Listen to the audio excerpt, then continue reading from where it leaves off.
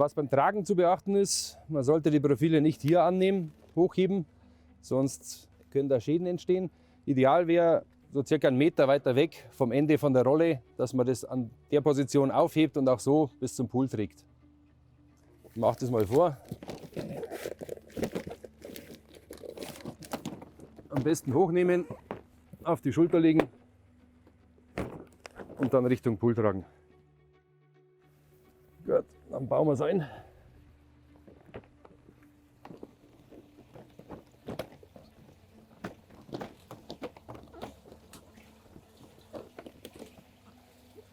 So.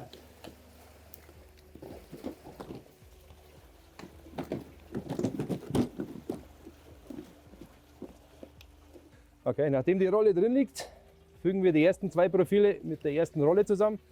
Das heißt, ich führe das eine Profil da rein und das andere in die ersten 2 Profile. Und dann wird es eigentlich nur noch reingeschoben.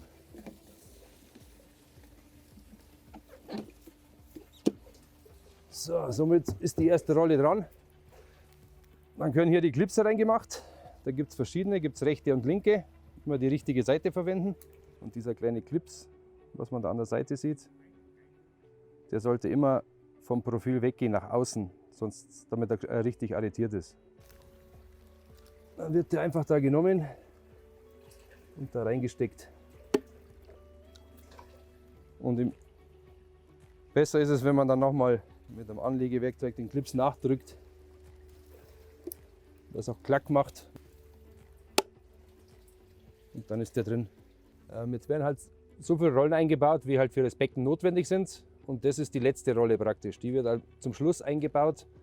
Und da ist so ein Edelstahl-Aufschwimmbügel mit drin, der wo hier verschraubt ist und damit das Profil leicht aufgebogen wird, damit wenn er von unter Wasser rauskommt und auf die Wasseroberfläche kommt, dass er einen schönen nach vorne Lauf hat und nicht aus Versehen in die falsche Richtung kippt.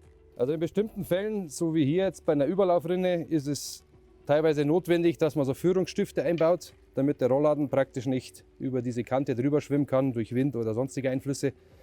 Und dadurch befestigen wir diesen Pendel hier. Und da schrauben wir die vorhandene Schraube raus und nehmen eine längere her.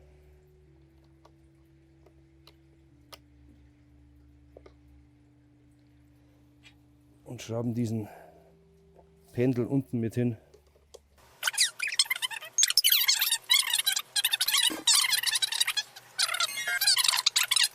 So, und damit wird verhindert, dass der Rollladen vorne raus kann und der immer schön im Becken drin bleibt.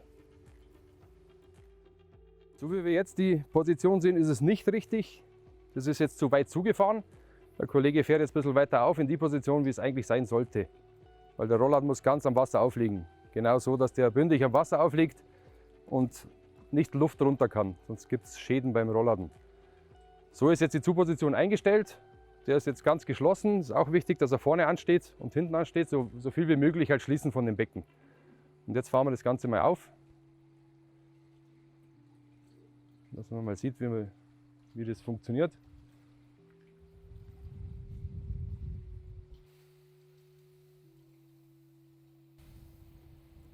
So, jetzt hat der Rollladen seine Endposition erreicht, die wir vorher eingestellt haben. Und damit ist die Montage abgeschlossen. Am Schalter ist noch wichtig, dass man die richtigen Positionen, also auf und zu, sollte halt dann schon auch stimmen. Hier wird der Rollladen aufgewickelt und hier wird der Rollladen abgewickelt. Das heißt Becken schließen, Becken öffnen, Badebetrieb. Das kann man auf der Platine umklemmen, das muss auch stimmen. Wir hoffen, wir konnten Ihnen mit unserem Tutorial weiterhelfen. Sollten Sie Fragen oder Anregungen haben, können Sie uns gerne kontaktieren unter www.rollo-solar.de.